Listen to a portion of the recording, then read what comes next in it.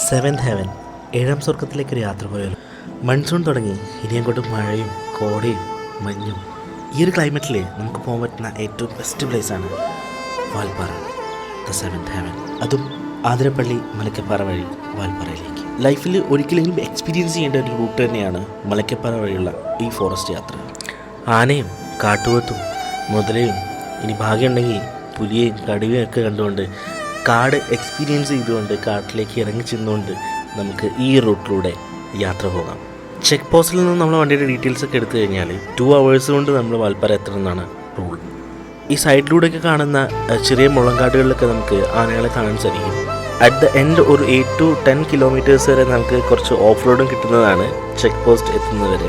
Bike റൈഡേഴ്സിനെ സംബന്ധിച്ചിടത്തോളം ഒരു ഗോൾഡൻ ഏരിയ തന്നെയാണ് ഈ വാൽപ്പാറ. യാത്ര എന്ന് പറയുന്ന പ്രോസസ്സ് നമ്മുടെ ഉള്ളിലെ സ്ട്രെസ്സുകളൊക്കെ റിലീവ് ചെയ്യാൻ തരുന്നൊരു എനർജിയാണെന്ന് പറഞ്ഞു കഴിഞ്ഞാൽ അത് ഏറ്റവും കൂടുതൽ ആപ്റ്റാണെന്ന് തോന്നിയിട്ടുള്ളത്